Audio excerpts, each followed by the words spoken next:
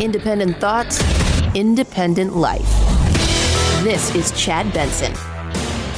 This is the Chad Benson Show. My name is Craig Collins filling in. Chad will be back in shortly. Chad won't be here today, but I think he'll be back tomorrow. Lots of things going on in the world, lots of things to talk about. This, though, definitely catches your eye or catches your ear, I hope. It is a man that's saved from a plane that has already crashed and is sitting on a train track right before a train destroys the plane. I don't know how to say that and not feel ridiculous about the sentence I spoke.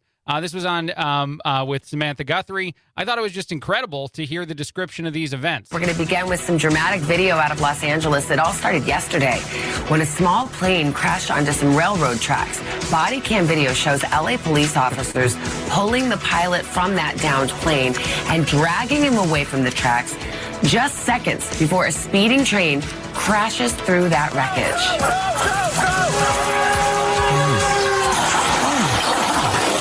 The pilot was taken to the hospital where he was treated for cuts and bruises, but he's expected to be okay.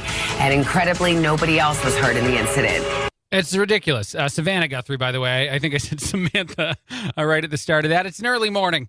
It's an early day. I've had a day, is what I meant to say. NBC Today's Savannah Guthrie actually also did test positive for COVID just recently. I think that news dropped earlier today, too. Just a crazy, crazy day. AOC has COVID-19. I don't even know how to react to the fact that AOC has COVID-19. She is symptomatic. I did see a bunch of takes out there in the world of social media. Some people wished her well and hoped for a speedy recovery. I do that too. And actually, first, when I saw some of these reactions, the kind ones, I should say, I thought of when Trump got COVID, when our former president got it, and a bunch of people just kind of wished him dead. Then I saw some of the other conservative takes on AOC. No one wishing her, to be seriously ill, which is obviously good. But a lot of people making jokes about some of the things that AOC said recently. Stuff like she was just too attractive, and that's why so many conservatives go after her. People making jokes about how maybe she was just too attractive and the vaccine couldn't resist. Sorry. I know everybody's not going to find it funny. And again, no one is actually, I think, wishing her anything other than a speedy recovery, unlike the former president. But some jokes did seem appropriate more so than others. Now, in the news of COVID, real quick, I'm going to bounce around to a few things. And that sounds like the worst introduction to anything I'm going to say today. But there is a new Delta Cron variant that was found in Cyprus. This is a combination of Delta and Omicron. I don't even know how to react to that other than like, okay, all right. So that's out there now.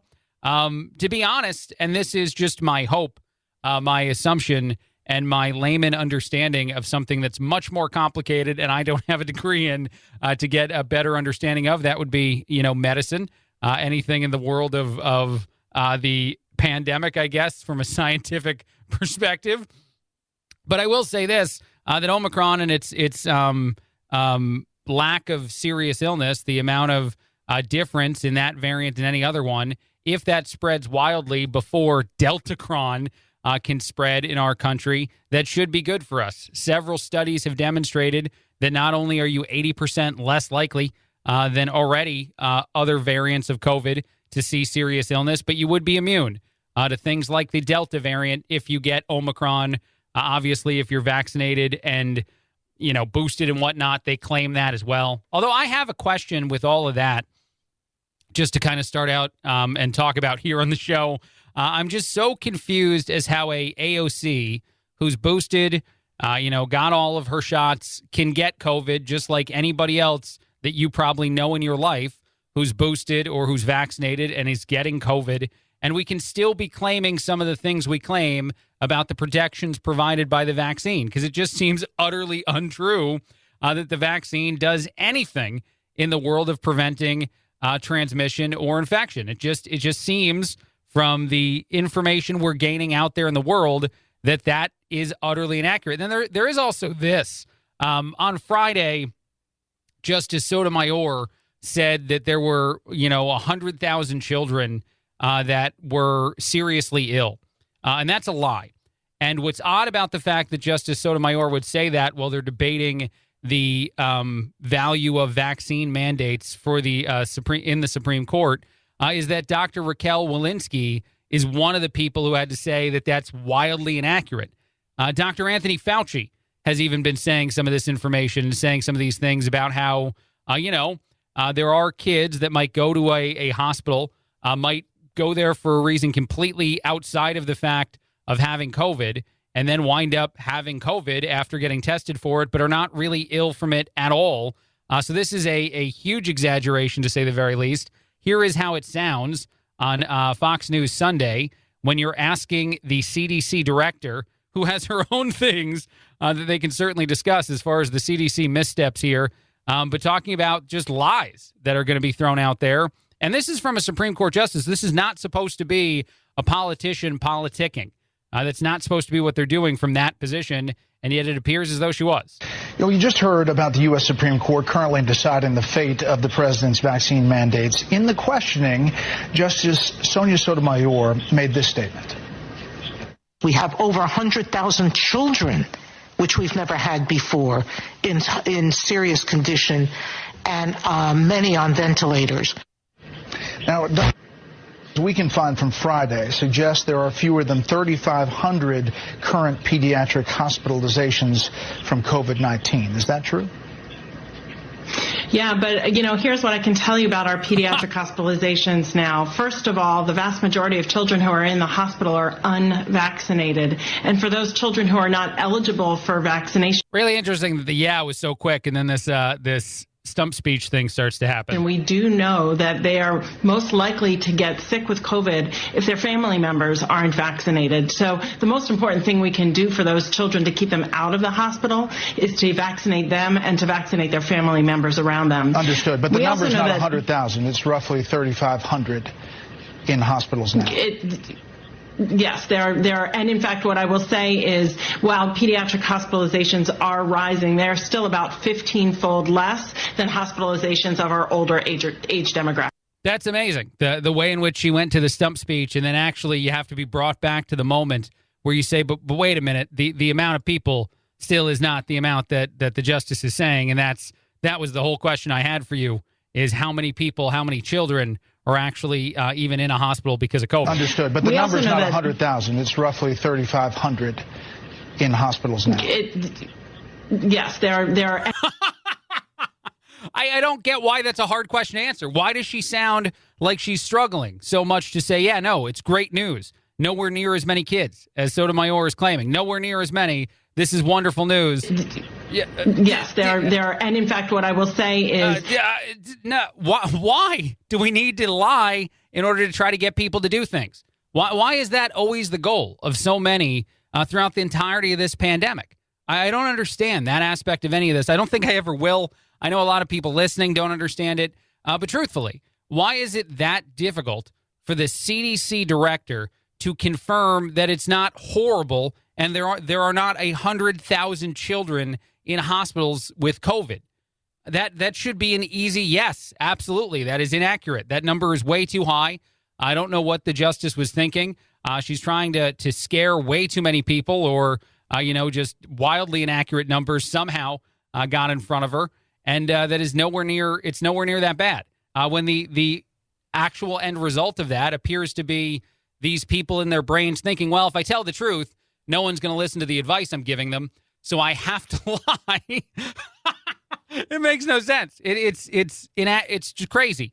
And it's the biggest reason why we're struggling so much throughout the entirety of this pandemic, for everybody to get on the same page, no matter what that page could be, is that half of everything, at least, and I know that most stats are made up on the spot, so 50% of the time, people lie every time, I feel like is what I'm going to go with here. All right, I got to take a break. A lot more to get to. I have seen quite a few conversations about the former president's claim of election fraud. People that are, I would say, high profile in the world, at least one in the world of conservatives. This is Brian Kilmeade and some others. They've been pushing back on the narrative of the 2020 election. I don't know why the timing strikes me as odd that it would be happening so much right now, but maybe the assumption is that the former president will be a candidate again in office, running for the presidency, and that this is something that the conservative wing would like to see changed. I'm not sure, but we'll get to audio of that and a lot more on the Chad Benson Show. Craig Collins filling in.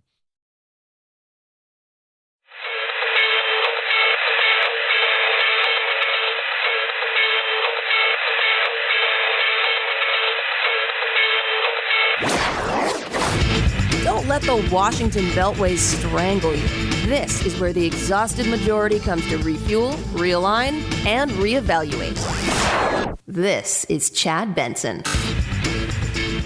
This is the Chad Benson Show. My name is Craig Collins filling in. It feels like a lot of really awful things have been going on for quite some time. Bob Saget passed away over the weekend. I don't know if that really falls in line with some of the terrible, horrible things that have been going on in other ways. I don't know how much individually you all care about the comedian, the actor. But I was sad to see the news that Bob Saget passed away in a hotel room while on tour. Cops actually said that they don't believe that drugs or foul play were involved at all. I don't think they've actually released an exact cause of death yet. But it just felt like another kind of name.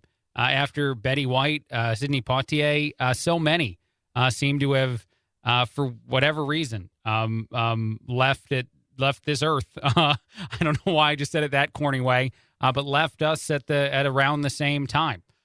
So I thought, in light of that, in light of the other things that I could talk about that are all certainly not happy news, I'm just going to go some good news. I'm just going to play you some good news things out there in the world, things that I like a lot more. We will get to some of the other serious news of the day in a little bit. First, there's this. A human chain pulled a family from a truck that was stuck in a frozen river. This was in Montana. This happened last week. A group of Good Samaritans all kind of just stopped.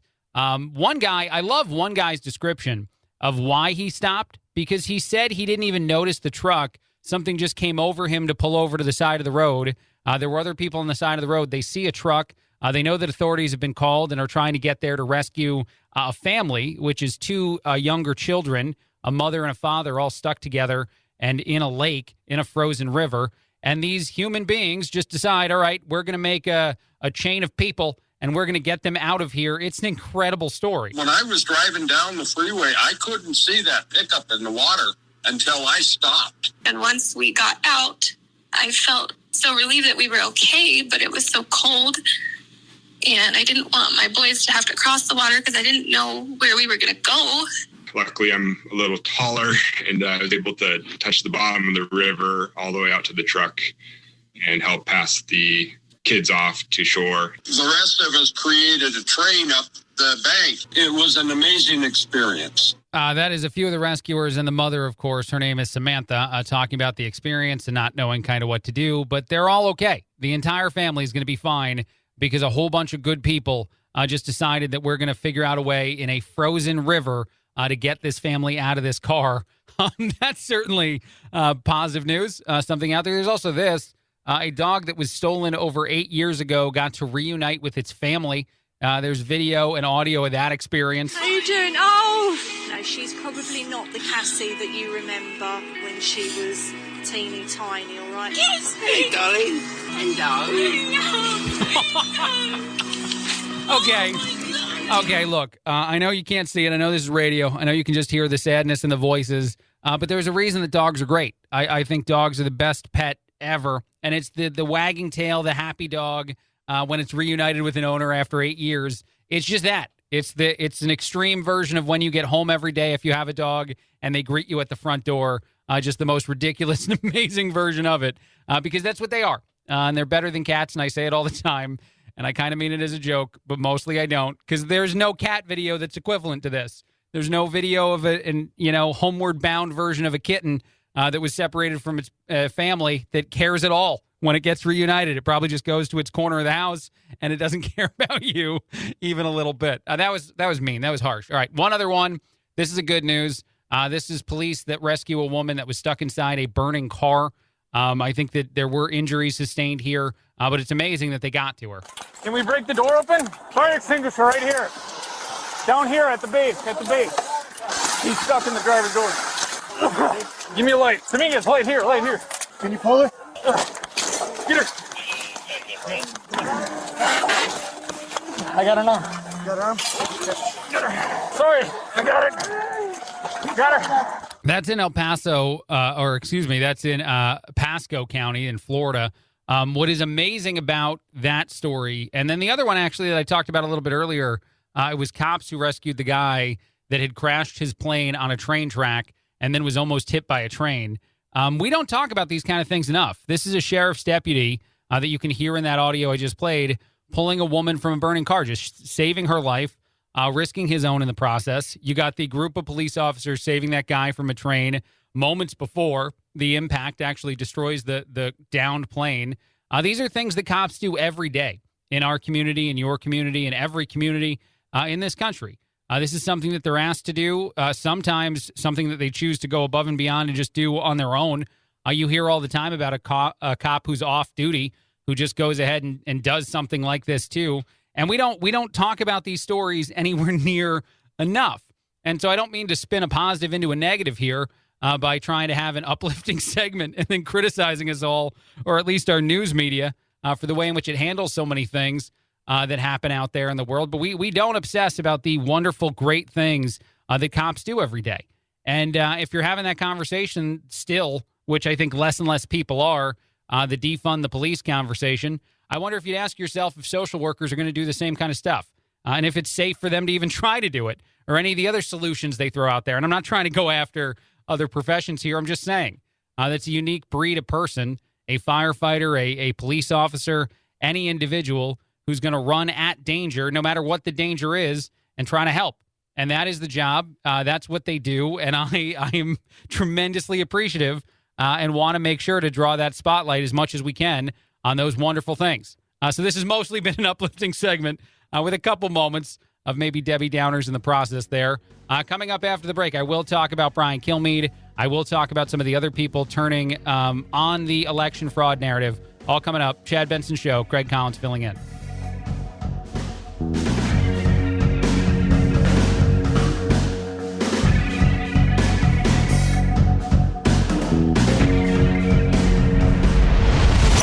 The Chad Benson Show.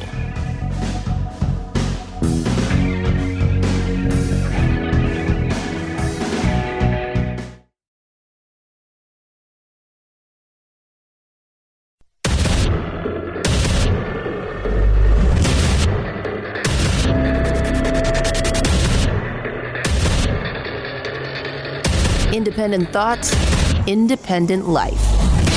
This is Chad Benson. This is the Chad Benson Show. My name is Craig Collins filling in. Thrilled to be here. Thrilled to have you, Chad. We'll be back tomorrow. Lots of things going on in the world, and yet there's a new talking point emerging more and more from some conservatives. Brian Kilmeade, one of the more high-profile talkers in the world of conservative politics, saying this. Senator Mike Rounds actually said it on a show as well this weekend. I believe he was actually on with George Stephanopoulos. Let's hear a couple of these. Here's Kilmeade in response to a question about election fraud, the 2020 election, and what his actual thoughts are. And actually, he goes on to do what a lot of people should do, remind everyone anytime we talk about this that Hillary Clinton did the same thing, because it is important. A lot of Democrats adopted and cared about that message as well. A lot of Democrats kind of threw out the same. And I know I say this a lot whenever I'm on here, and I know that I'm sure you hear it several times when this comes up, but it needs to be said more because it's the same thing, and yet we didn't accuse Hillary Clinton and Democrats all those years ago of upending our society. We certainly do it of our former President Trump, but here is Kilmeade on that exact issue. Donald Trump's insistence, and sometimes you get several statements a day from him, that he did not lose the election. Now, you have some thoughts about that. Yeah, I do. I think that in life, you have to learn to lose. Hillary Clinton has to learn that. You know, Al Gore pretty much did learn that. Stacey Abrams didn't learn that. And if you did, in fact, get screwed out of this election, put together an A-team list of lawyers, not the ones we witnessed, and show us the districts and show us how. I have not seen any of that. And people were very receptive. You would have been very receptive if they showed proof of this. Now, it defies logic to think the president could win by 7 million votes who never left his basement, who couldn't put together a clear speech, who never engaged in a challenging interview, who really struggled through every debate, could actually win this election. But in the end, I think you got to channel back to Andrew Jackson, the guy the president also was compared to quite often, an outsider that defied logic, didn't want to be an insider to Washington, hired his family. When he lost a controversial election, despite winning the popular vote, and it went to the House, a backroom deal was cut with Henry Clay and John Quincy Adams. It's a history. And guess Thank you. what? He becomes Secretary of State, does Clay. Adams gets the presidency, and he lost by millions of votes to Andrew Jackson. Jackson shows up at the inaugural and goes and wins the next two elections and becomes more powerful after being president than being president. I wanted to play that last little piece from Kilmeade, although I know that was a deep dive history lesson for a lot of us on Andrew Jackson. But I think it's valuable to also think about the way in which our former president, Donald Trump, is still very much an important political figure. What I think is hilarious about the entirety of all of this, I don't think it's hilarious that we have discussions about election fraud. What I do think is hilarious, though, is that Democrats seem to assume that Trump losing, not getting reelected, would somehow make him vanish off of the planet or not be influential, when he does rightly point out, our former president, that he got the most votes ever by anybody other than Biden. The most ever means that you have a lot of support within a party and the capability of running again. So I kind of think that not that we see this often in the world of any president that doesn't gain re-election, but there's an outside chance for you to be more influential over a longer period of time if you lose one in between. That's just my thought. And I think this goes more to Senator Mike Round's point, and why it's bad for a political party to talk so often about the election being corrupt or fraudulent. You may very well cause your own voters, supporters of your side of the aisle, to not go try to vote, to just give up on it, to have apathy, because screw it, it's not like they're going to count my vote anyway. And obviously that would be bad. If you don't need to cheat to win, if you can just win time and again because the other side assumes the cheating, that would be a worst case scenario for Republicans. And they seem to be opening up to that idea. What do you say to all those Republicans, all those veterans who believe the election was stolen, who've bought the falsehoods coming from former President Trump? We looked, as a part of our due diligence, we looked at over 60 different accusations made in multiple states. While there were some irregularities, there were none of the irregularities which would have risen to the point where they would have changed the vote outcome in a single state. The election was fair as we've seen. We simply did not win the election as Republicans for the presidency. It's very interesting to start having those conversations about, look, no matter what you think about, the integrity of a past election, you need to continue to vote. You need to continue to go out there and vote. You need to continue to cast a ballot because the worst possible scenario, as I just said a second ago, and one that it seems like more and more concern within the party exists for, is the idea that people would just stop. You know what? Screw it. There's no point anyway. Why even try? And then obviously you're in a very different world than a world in which if there ever is fraud, as Kilmeade said, just prove it. Just prove the fraud. And a lot of people are there to listen. A lot of people are there to spread the story even further. All right. Several other things out there, certainly talking about schools with the uptick in COVID-19. So many places, at least in cases, although you should continue to pay attention to all the numbers. And hospitalization numbers are even hard to kind of quantify right now, too, because a lot of staff are out. A lot of beds cannot be staffed accurately. So those numbers are all over the place. But the truth is the amount of serious illness and whatnot does not mirror at all the situation we've been in the past with COVID. And that's tremendously important. And now Dr. Zeke Emanuel popped up and talked a little bit about schools. And what I think is so interesting is the very quick acknowledgement of how bad it was for kids to not be in classrooms before moving on to the preaching about getting everybody vaccinated part, which I don't know why these have to go hand in hand, too, by the way. I know that so many in the world of Democrats, in the world of those trying to get you to make a decision in your own life, have to tie any conversation to the pitch to get you to do something, as opposed to just having those pieces of information maybe exist on their own and not feel like one is motivated by the other. because it's a good thing to acknowledge how bad it's been for kids when schools shut down. Let me make two clear points. First, I agree with Mayor Lightfoot that kids have to be in school. And we know that virtual learning did not work. It was a failure across the country, and we kept kids out way too long. That could be the end of the statement. You could literally just say that. You do not have to go into the pitch that I'll play just a quick second of about getting vaccines and how to fix the problem so kids can be in classrooms. You could say, so that we have valuable conversations that are one piece at a time, where facts are provided to the American people. I feel like it shouldn't be this hard. I feel like I shouldn't be taking these steps to try to coach anybody to do this.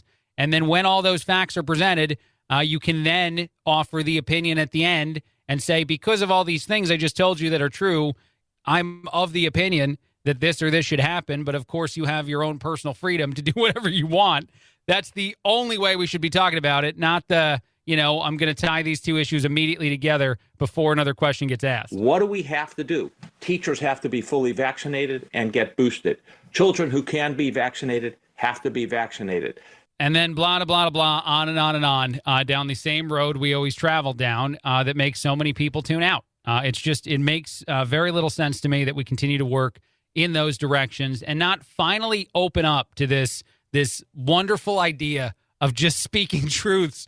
And, Dr. Fauci, science incarnate, just going on some television somewhere and just saying answers and never once providing an opinion beyond an answer. Just saying, all right, you asked this question in this way, and here's the answer. That goes back to the CDC director struggling to discredit what Justice Sotomayor said about the amount of kids in hospitals. If the justice lies and says there's 100,000 children in hospitals with COVID and the CDC director factually knows it's not true, there should be a much easier version of, she's wrong, and I'm just telling you the facts, than struggling to say yes to those questions.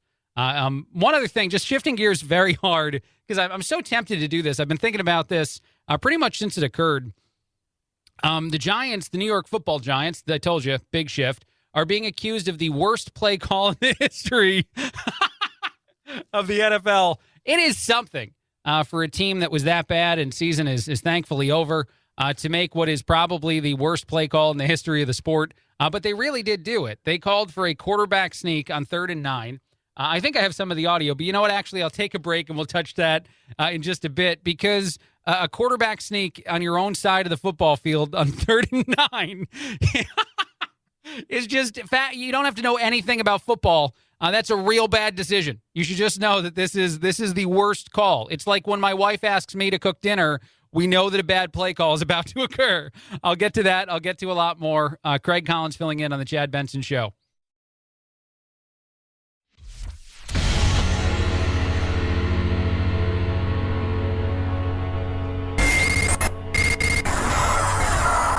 No fake outrage here, just the real thing. The Chad Benson Show. This is the Chad Benson Show. My name is Craig Collins filling in. Chad will be back tomorrow. Jim Jordan has said he will not cooperate with the January 6th committee investigation. He complains that request continues this Democratic obsession.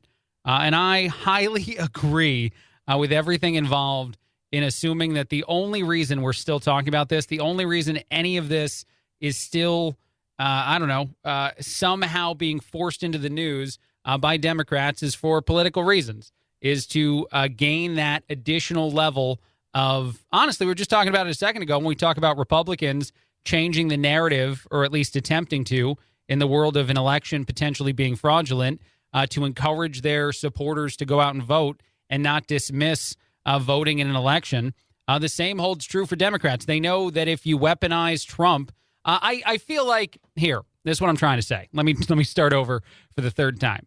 I feel like every Democrat on earth now, every single one, this is just my assumption, knows that Biden didn't win his presidency, that people just hated Trump, that you probably could have run anything for the people that voted for Biden, anything. I'm not even talking about a person. You could have ran an object and they would have had the same level of support because Biden has been such a tremendous issue for Democrats since getting into office because of how terribly inept he and his administration have been. And yet a whole bunch of Democrats, I think, would contemplate voting for anybody again if Trump runs. And Democrats know that. So talk about January 6th. Talk about these things. Take credit for the vaccine for as long as you can until Trump starts correctly mentioning that his administration created it. Take every opportunity to refocus the conversation on Trump derangement syndrome, because that's the only way to win. Honestly, that's the only way to. I can't see a Democratic path to success in the midterms or the next election that has anything to do with touting the victories on their side of the aisle, because they just don't exist. And it's not like we assume their existence will happen anytime soon. So the only way to get supporters out to those ballot boxes, they know, is to make sure to frame every conversation as you're choosing between evil and good. You're choosing between, Satan reincarnated back in the world in the form of Donald Trump, or anybody else who I guess is your version of the hero in the story. Even though if Biden were ever asked to save anyone from anything, I don't think that would go even remotely well. That was my nice way of saying it would be very, very bad. Two other quick things here, just shifting gears, other less, political, more fun things out there in the world. If you didn't do anything this weekend, and a whole lot of people didn't, do you feel guilty about it? That was a question recently asked. A bunch of people answered. 42% said they usually feel guilty when they do nothing all weekend long. 58% said they don't feel guilty at all. This was 5,000 Americans who were polled. This number is a little bit higher than it was in the past. Of course, the belief is that COVID and the 2-ish years of pandemic life that we've experienced now have played a huge part into this amount of people that don't care. I love doing nothing. I do. I feel like I'm the character in Office Space sometimes, because I truly just love not doing things. And my wife hates it. My wife can't handle, like a lot of people, I guess, in this survey, the idea that we would just waste a whole weekend. But I think that's the point. I think that's what makes things so great. I have a vacation plan coming up in a bit, and my intention for this one, because actually my wife can't go with me. She doesn't have as much accrued at her job as I do. That's a long thing. Didn't need to explain. And the wife got mad about it. So that was a fun conversation for me the other night. But I plan on doing nothing because, I can't take the missus somewhere. I don't want to travel alone. And so she can't get over it, though. Like every conversation we've had leading up to this vacation I plan, every single response is, but what would you do? And I'm like, nothing. I would be at home. I will love my life for a week. I'll watch all the TV shows that you hate watching, like Cobra Kai. I will get all this stuff done, and I will feel great and rejuvenated and back to work the following Monday after a week off by just being around my home by myself for several hours at a time. And then I did, over the weekend, I did start to talk to her about maybe like going somewhere for a day or something, and she hated the idea, and then I realized I kind of did too. So really, it didn't matter. All right, let's move on again. That was a long conversation about my travel plans coming up. The Giants made the worst call in the history of the NFL. Several people in social media are saying it. I just can't get over even how it sounds when people are watching the offense line up for a 3rd and 9 QB sneak from their own 4-yard line. This is a play that is doomed to fail, and it's just full-on giving up. At the very least, if this is intentional and the Giants knew there was no chance in converting this 3rd down, it's just like, we don't care. We just don't care about anything. We don't want to attempt. We don't even want the running back to hold the football. We just want to immediately hand it. They should have just handed it to the Washington football team and just let them into the end zone. I don't know why they did it this way, but here's what it sounded like. Updated at the half. Interesting formation. I mean, really, you're at the 4-yard line, and you don't feel comfortable enough in your offense to be able to run a traditional play. I mean, I get the first one when you put yourself kind of backed up inside the 1-yard line. I mean, this is sad. I mean, that is just a complete lack of confidence in faith of your offense to be able to execute anything at all. Anything at all. I know it's the last game of the season for the Giants. I know they had a terrible, terrible year in the world of football. I know other things in the world of football probably are more important to a lot more people, like the NCAA championship game being this evening, a rematch of Alabama and Georgia, a rematch that obviously Georgia feels they need to do a lot better in. At least the offense does. But that's some level of giving up. And I do wonder if we can compare the Giants offense to the world of politicians, the world of some of the conversations we have there. I think the biggest reason to kind of try to make this a full circle segment here, the Democrats so desperately need to continue vilifying the former president is because their offense right now, the thing they're running out there, is much like the Giants. We have a president right now who would QB sneak on 3rd and 9 from their own 4, get a half a yard and be like, good job. It was well done, everybody. Or maybe not even understand what had just happened. That is the world we live in the world of politics right now. So you just got to weaponize the enemy. That's the only way to get anything done. Unfortunately, the Giants can't seem to do that in the world of football. But there's always next year where they're also going to be terrible. They're going to be awful. We all know they are, so it doesn't matter. There was one other thing real quick. I know we have just a little bit of time, so I'll give you the full story after the break. But an airline passenger was caught texting, "We have COVID" on a flight that created a crazy debate online about privacy, about a bunch of stuff. We'll get to what exactly occurred after this. Craig Collins filling in on the Chad Benson Show.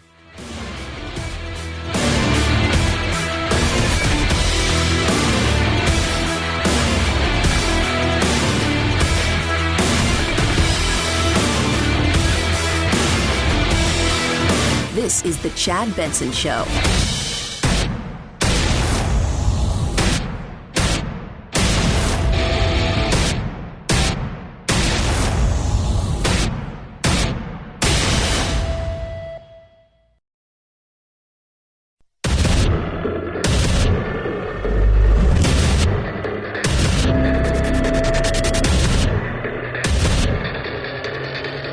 Independent thoughts, independent life.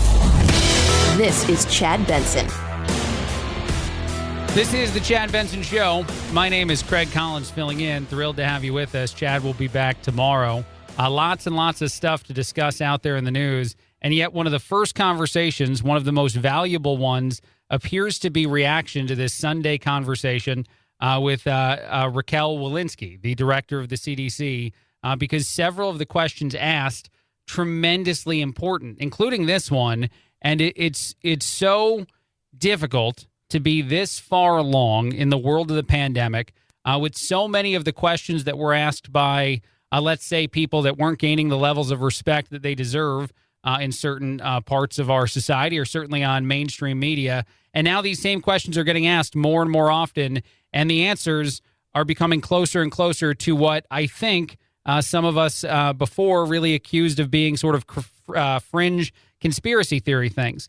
Things like this, for example. How many people of the death count in our country of COVID died from coronavirus versus with COVID-19? That means people who were sick or ill for some other reason, people who might have died in a car accident, for example, and then when COVID is discovered, sometimes change to the cause of death. And the most telling answer might be this one because of the non-answer that exists here. But here's the back and forth. Do you know how many of the 836,000 deaths in the U.S.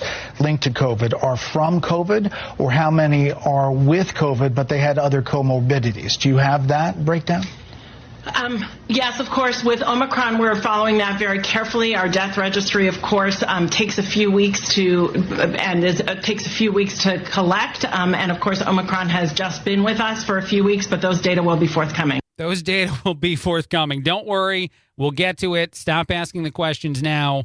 I don't know why you're asking so many questions. I mean, that's the version of a conversation that we get time and again. And you know that you've heard those questions asked before. You just heard immediate attacks by them. You saw maybe a friend of yours put one of those questions up on social media and then get immediately ripped apart for saying it, maybe even having the social media account turned off. And now these are not fringe conspiracies anymore. These are potential valuable pieces of information that have never been shared with the public before. The question also came up about Sotomayor, Supreme Court justice, saying certain things that are just utterly untrue. And the CDC director resisting at times or trying to dance around just full on saying that Justice Sotomayor was wrong in the numbers she provided. I mean, she did contradict the numbers. I feel like it could have been a much easier version of, are these numbers wrong? Please tell us from the CDC. Please get something right and do it simply, and you got to dance. Questioning in the Supreme Court also said that Omicron was as deadly as Delta. That is not true, right? I'm sorry, I didn't hear you. Omicron is not as deadly as Delta, at least by your data right now, right? We are starting to see data from other countries that indicate on a person-by-person basis it may not be. However, Okay, hold on.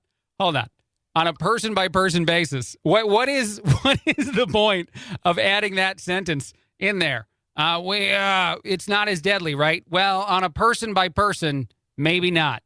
But also, I have no other ways to say this differently. I mean, what is she trying to say? Given the volume of cases that we're seeing with Omicron, we very well may see death rates. Yeah, we might see some of these numbers, but is it as deadly? Is it as serious of an illness on a person-by-person? That's what we're saying so far. That's where we're at on this part of the conversation. I love the resistance. I love the inability to have any version of a regular human being conversation because of the objective.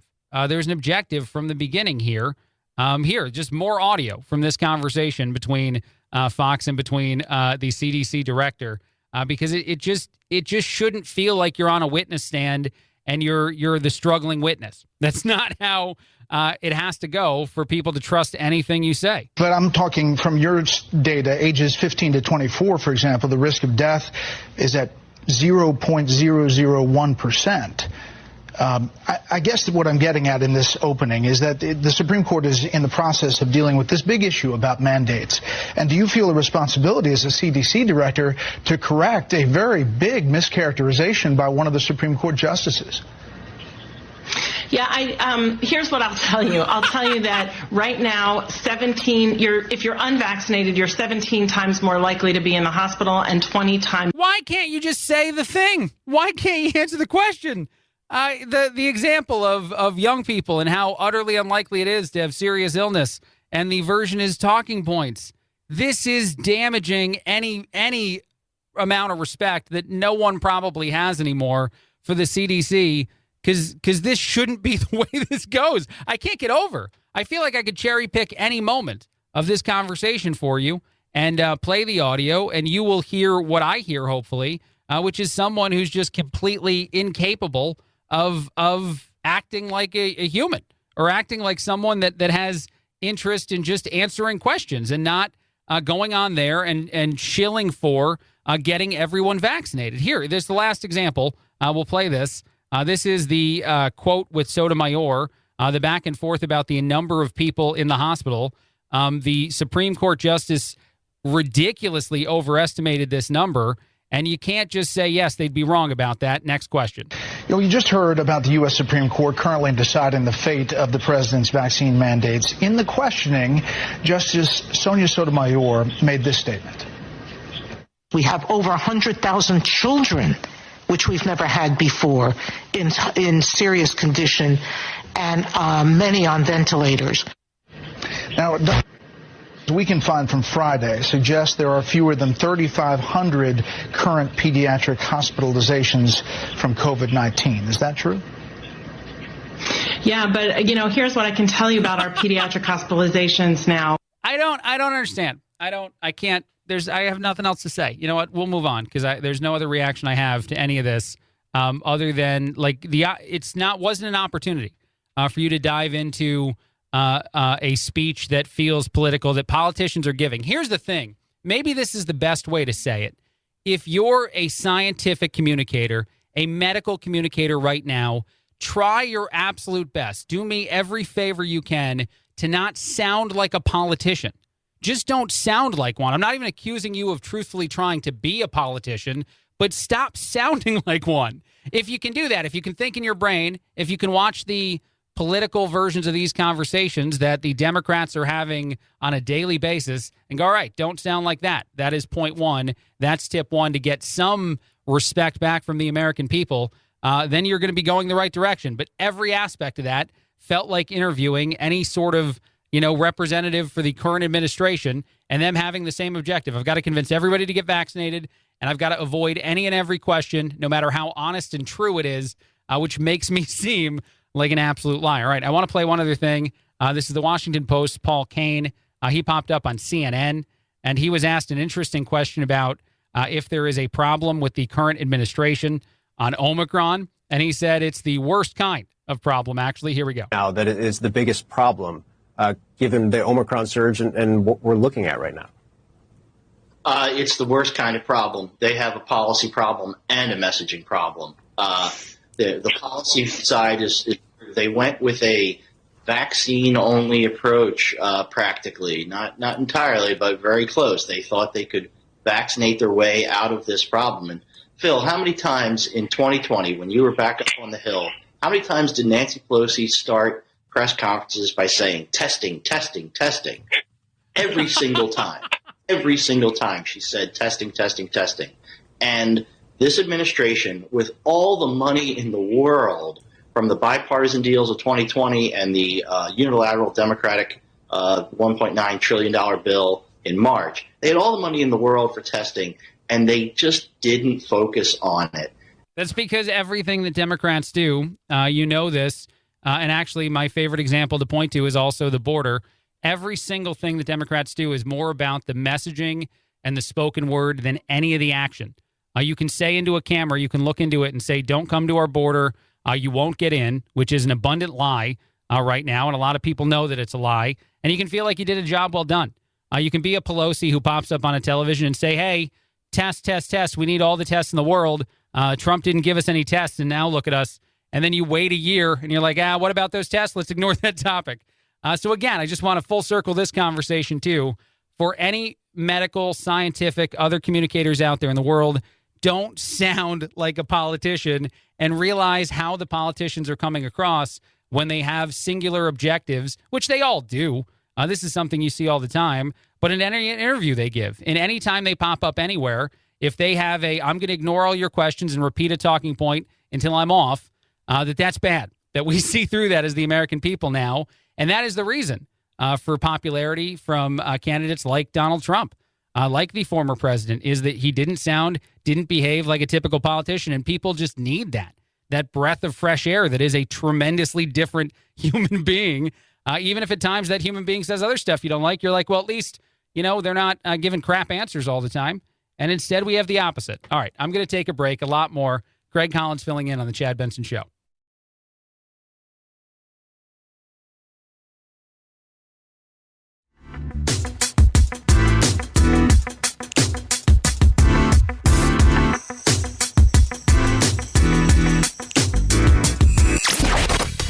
Boys, give me a bowl of chili with plenty of peppers. One Mexican heartburn. Why don't you mugs grow up?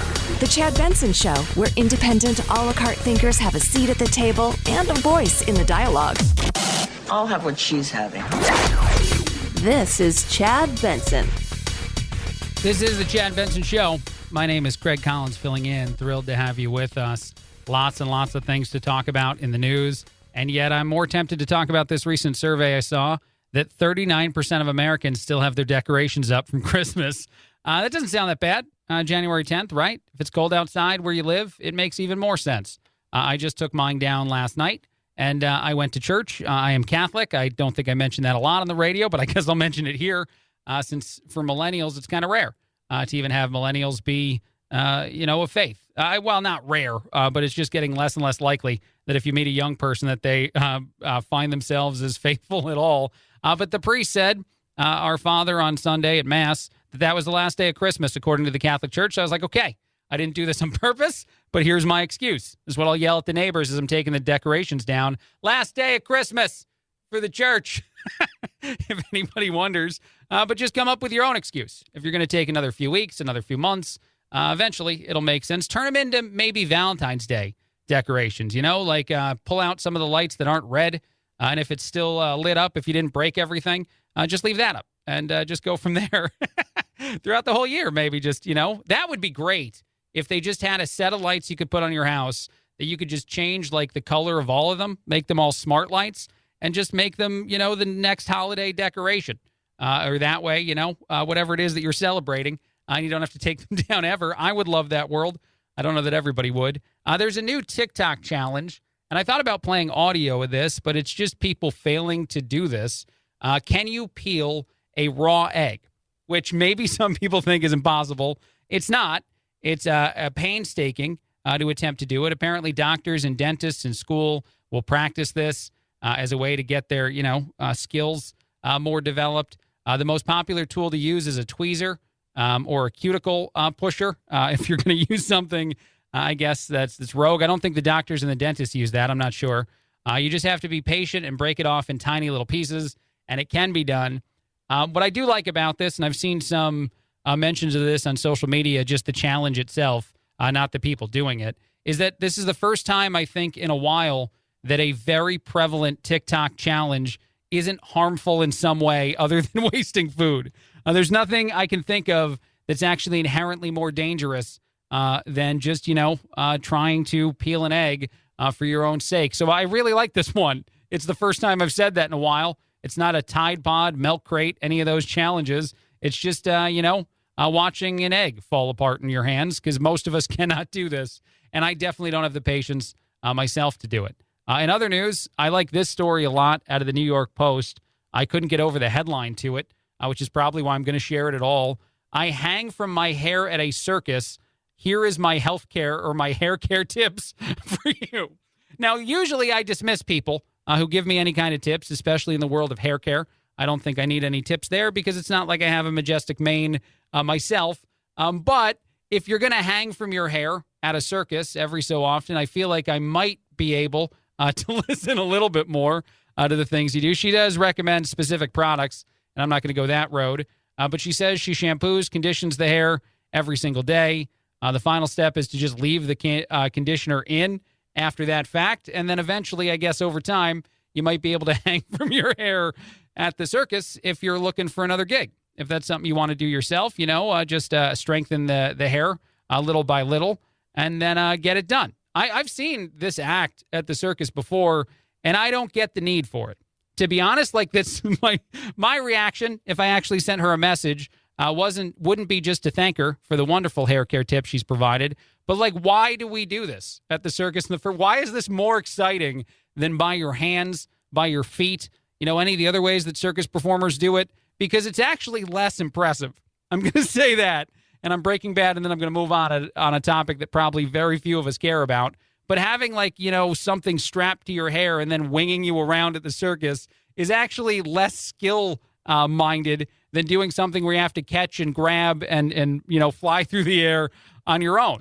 This is just whether or not your hair can sustain it and how painful it must be when you get down on the ground. But, hey, at least in the world of telling me, to condition and shampoo, I'm going to listen. Actually, you know what? If we had an extreme version of any kind of demonstration of advice actually working for anything else, then maybe a lot more people would listen to a lot of the experts on stuff. If you fling around on your hair in the sky and then tell me how to make it stronger, you have my attention in that one very specific way. All right, one other thing. I only want to touch on this very briefly, which is good that we have a break coming up. There is some reactions in social media to Lego. And this is an interesting reason for Lego to be out there and trending.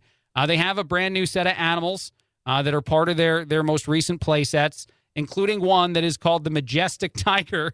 Now, the reason the Majestic Tiger is getting so much attention specifically on social media is, and I've made sure it's okay to say it this way, he's got an anus. That's a thing that he has that you don't need to have. Kids don't need it. There's no reason to have that in there, in my opinion. I don't really care that it's there, I guess. I have no kids to worry about in either way. And honestly, it's part of the body. But it's an odd thing to see painted on purposefully to a Lego tiger. But that's the world we live in now. On that note, quick break, a lot more. Greg Collins filling in. I'm such a child on the Chad Benson Show.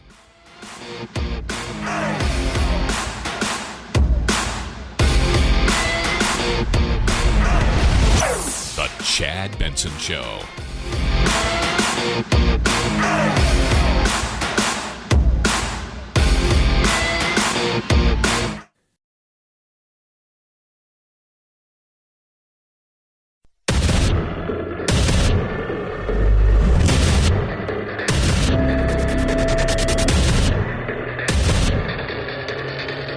Independent thoughts, independent life.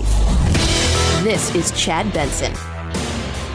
This is the Chad Benson Show. My name is Craig Collins filling in. Have some parts of the country already peaked in the world of the Omicron variant spread? According to at least one expert, the answer is yes. You said we'll be past the Omicron wave by February. Do you stand by that trajectory? And do we get to breathe a sigh of relief at that point?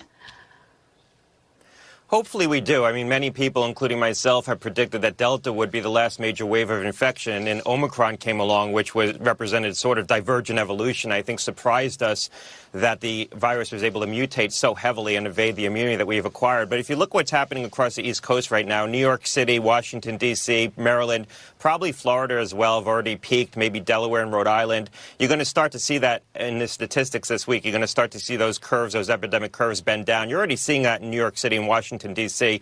The risk right now is to the Midwest, where you have rising infection, where they aren't in the thick of their Omicron wave yet, and you have states that had high hospitalization rates going into this. Mm-hmm. They had a lot of Delta infection. They had been coming out of their Delta wave, so their hospital census was already high, and now they're seeing Omicron infections pick up. You know, what's just so interesting about all of the things that are said by Dr. Scott Gottlieb there is this idea that we've seen time and again now play out in some of the many countries that are in front of us in the world of this outbreak of this very specific variant of COVID, and how quickly those spikes went away, and how valuable, of course, that would be, especially if the assumption is that so many people, maybe without even knowing it themselves, may have gotten an asymptomatic version of this variant because of its transmissibility, which means maybe we are breathing that sigh of relief in the next month or so. But I wanted to start out with that audio because I thought it was tremendously helpful in a valuable way, and an expert that seems to know what they're talking about, even if you're not hearing that expert as often as you should on all the, although Dr. Gottlieb is a lot of places, but maybe as talked about as some of the others, like a Dr. Fauci. Moving on, I heard this and kind of did a double take just because the platform was CNN, even though inevitably the pitch was then changed to how we get kids vaccinated instead of just being a valuable additional mention of something out there in the world. But Dr. Zeke Emanuel did say kind of definitively yet again, and he's an expert guest popping up on a news station that certainly has been a defender a lot of things like school shutdowns, but just how much of a failure remote learning is, especially for younger kids, kids who aren't going to be capable of really taking it seriously at all. But it is unequivocally, according to him, a failure. Let me make two clear points. First, I agree with Mayor Lightfoot that kids have to be in school. And we know that virtual learning did not work. It was a failure across the country, and we kept kids out way too long. What do we have to do? Teachers have to be fully vaccinated and get boosted. I know, yeah. And then kids have to get vaccinated too, even though, as we're seeing in high profile after high profile acknowledgement of a positive COVID test, AOC, one of the people out there with one of these, AOC, who recently went to Florida, who criticized a bunch of conservatives for the way in which they talked about her boyfriend's feet because she said they were obsessed with her sexually. These are all just real things. None of those were jokes that I said at all. Now has COVID. And, I'm not sure when she's going to be able to talk about the fact that this is something she's been diagnosed with and do it in a way that even responds to any of the criticism that might be out there, or just the jokes, I think, that exist for some of the double standards she's people saying, that apparently she is irresistible even to COVID. And I hope that she's well. I want to say that. I don't hope anybody that I agree or disagree with in this life, any kind of bad, health things whatsoever. It is important to say that, but it's been amusing to see some of the other reactions out there in that world, to say the very least, at least in my opinion. All right, I want to do one other thing here. It's just because I don't know. Bob Saget is a guy that certainly had a big influence in the world of comedy. The thing I've always liked the most about Bob Saget, who sadly passed away just the other day, passed away in his hospital room while traveling doing stand-up shows. But the thing that's always been cool to me, because I know Bob Saget as a millennial, as a guy that was on Full House, as Danny Tanner, the nice dad, or a guy who, hosted America's Funniest Home Videos and laughed along with you, but never seemed anywhere near the person you hear he would be in a room in a comedy club, where he was just utterly, blue, dirty, a different kind of person. I've always liked that idea that this is a professional a very funny and, as I said, important, influential comedian who's just so utterly different than the public persona that was created by a character he played on a TV show. But here's some sounds of the career of a Bob Saget. Kids, I'm going to tell you an incredible story. The story of how I met your mother. Ladies and gentlemen, Bob Saget. Thank you, and a special welcome to our special 1 hour special. This is a salute to boneheads. Thank you. One guy. How do you know if you're a bonehead, you might ask? Well, you're watching this show, aren't you? Everybody wishes they could change something about themselves. Heck, when I was a kid, I wished I could have been more like that guy on The Incredible Hulk. You want to be a big green monster with muscles? No, not him, the other guy, the guy that turned into the Hulk. I never got to sleep over my friends' houses. Anybody get to do that? You slept over my friends' houses? I never got to. I said, Mom, why not? She said, Bob, you have no friends and you have no life, and I'm not your mother, okay? Don't applaud that. You're scum, buddy. You really are. That is Bob Saget. Sadly, passed away. If you're wondering, the police did say that they don't think any kind of, foul play or any drugs were involved in it. Bob Saget passed away at 65. Of course, this is on the heels of losing Betty White just a little bit earlier than that, losing several other important people in the world of both politics and entertainment. It just feels, like a very odd time in a lot of ways for some of the things going on. And, some of these sort of, I don't know why it would matter. To be honest, here's the thing. I care a lot about, certain celebrities, as I'm sure you do. But I don't know why some hit harder than others. I don't know what it is. Maybe it's because Bob Saget's 65. Maybe it's because I remember him from my childhood differently than some. But every single celebrity, it's sad. It's never like, okay, when that person passed away, you just don't care at all because we know these people for in one way or another, kind of, sort of, through the public world or the public lives that they live. But there are some, and I'm not saying that Bob Saget is one of the most important celebrities in my life. I'm not trying to go that road, not to be mean to Bob. But at the same time, it was very surprising news and very sad news. And some, I'm sure for you, like everyone else, just impact you a little bit differently. Other news, shifting gears almost entirely here to something just totally different before we're going to take a quick break. I mentioned this earlier, and I forgot to pay this off. An airline passenger was caught texting, "We have COVID," while on board a plane. Someone else posted a photo of that person's text messages while sitting next to them. And this created a heck of a debate on social media all over the internet, because is this an invasion of privacy? If someone's sitting next to you on a plane, wearing a mask, whatever they're doing, I don't know, where they're coming from and why they would board a plane with a COVID case, or maybe they're already not infectious anymore. That is a possibility as more and more people are following the newer CDC guidelines.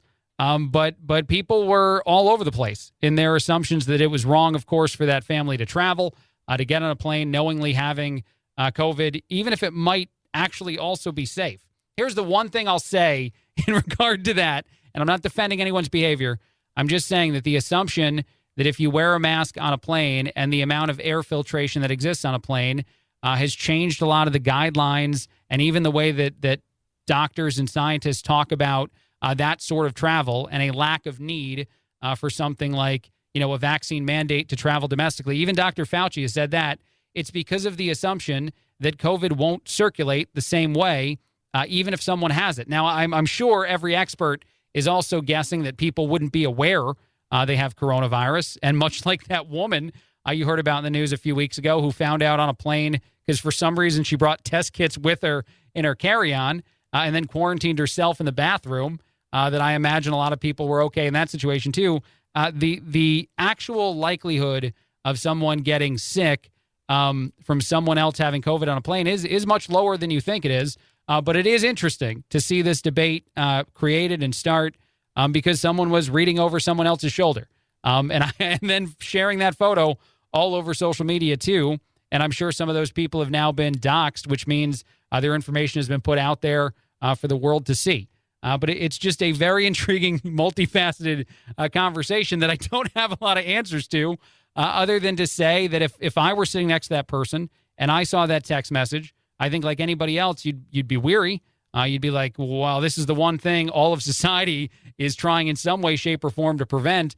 But at the same time, maybe if you, asked to change seats, at the very least, you wouldn't have to immediately fear that you were 100% likely to also get COVID. And actually, and this is the last one, and one that a lot of people actually already probably know, I hope, is the odds of you being seriously ill are tremendously low anyway.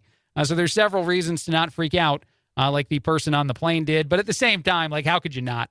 I'm going to be human about it. How could you possibly not see that and be like, really? With all that's going on, that's what's happening? Although it's probably not the first time someone's knowingly traveled on a plane with coronavirus.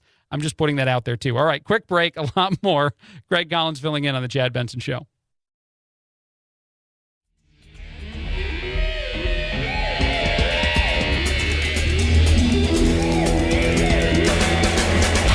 You go, boy. This isn't about right or left. This is just about right and wrong. Right you are, Chad. The Chad Benson Show. This is the Chad Benson Show. My name is Craig Collins filling in. Thrilled to have you with us. Chad will be back tomorrow. Lots and lots of things out there in the news to discuss. Certainly some more important than others. I can't help but start here, though. I have two stories about people trying to find love. And I know we're still like a month away from Valentine's Day, so I could have sat on these. But they're wildly different in a couple ways, and I want to get to both of them. One of them has kind of a touching reason for what some people might feel is, without knowing the cause, embarrassing. The person involved doesn't think it's embarrassing, though, so that's lovely as well. But let's get to the funnier of the two first. This guy, his name is Jordan Scott. He's 25 years old. I guess he's a rugby player of some kind. Anyway, he's in the news. He's all over social media because he's searching for the quote-unquote love of his life. Here's the creepy part. The love of his life is someone he met when he was 12, and that person was 13. He was on a trip. The person's name is Katie. He knows nothing else about her, just the fact that he met her while traveling with his family when they were both much younger. I guess they connected however much you can click and connect at that age in your life. And now, all these years later, even though he has no information about her, no idea as to, who or what she's been up to the last however many years, he would like to find her. She made me laugh and smile, he recalled. And maybe during the pandemic, he has decided that now is the time. He put some things up on social media trying to describe her, and people are on the hunt. The creepiest hunt I've seen in a while on social media. However, I will say this. I am a happily married man. I met my wife in my 20s, so it's not like I met her when I was a young kid. But I do remember a family trip that I took and a young girl that I met on the family trip when I was probably about the same age as Jordan. And, thinking that person was cool and them thinking I was cool and chit-chatting with them, I think, at the hotel we were both staying at with our families when I, struck up a conversation with a stranger. I had never thought in my life how that person, I don't even remember their name, how that person's doing. But because of this story, I remembered, one time on vacation, I flirted with some girl as a young person. But how creepy would that be in either scenario? If she came looking for me all these years later, or I went looking for her, and you had to describe how you even met them. Because I think that if Jordan Scott was, head over heels for this person, but doesn't know who she is all these years later, there's a chance she didn't think it was as important. And then this is, no longer a normal or even remotely, not that it has been, version of romance. It's a creepy one. It's a scary one, although I think it also could be a Hallmark movie when you show up and you're like, no, I was that guy. You met us on a family trip. I knew you for like 2 days, 12 years ago. What is the problem? Why aren't you in love with me too? I don't get it. He's going to get in, I think it's a rude awakening. Although, who knows? Off chance, maybe they do love each other, and I look like the jerk in all this, and I'm totally fine with that. I'll put it up on Reddit and ask who was the jerk and find out. In other news, here's the other one, the other dating one that I was moved a lot more by. This is a woman. Her name is Beth Davis. She's from Boston. She's 61. She's been battling cancer for a while in her life. She recently found out that even though she thought she might have gotten, over a cancer a few years ago, then unfortunately it has returned. And so she wants her daughter, Molly, to find love. Molly is 30 years old. And so mom asked her daughter, because of this health thing going on that is admittedly, a fairly scary process that, of course, can have terrible outcomes. Can she put a billboard up in Times Square asking people to date her daughter, Molly? This is a real story. I love this story so much because Molly was interviewed by a couple of the different news organizations about it and said she doesn't mind at all. Like, she's totally fine. She's on board. Her ideal companion is someone who can make her laugh and is a great communicator. Any kind of radio host out there who's single probably can figure out that they might hopefully have just checked 2 boxes.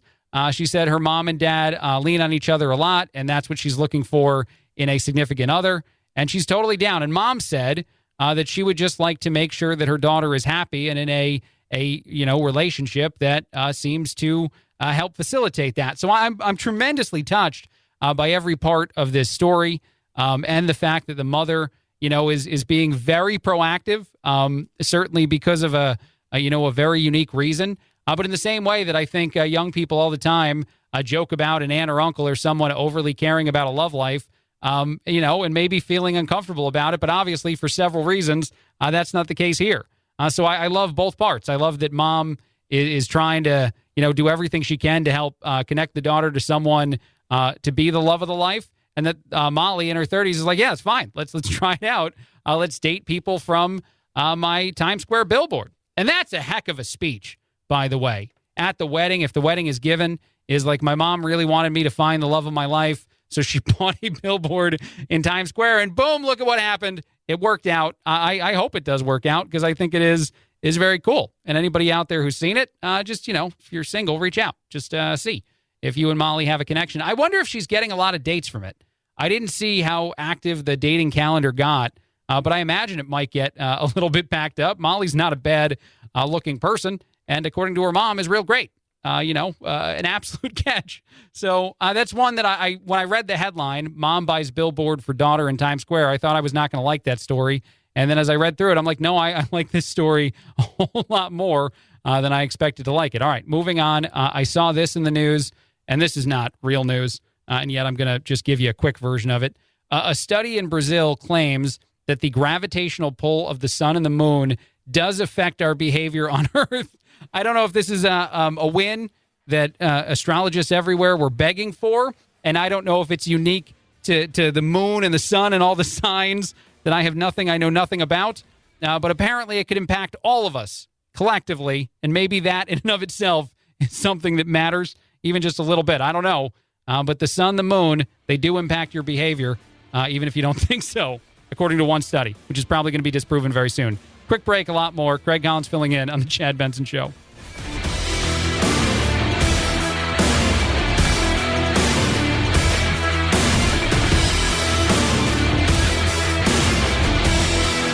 This is the Chad Benson Show.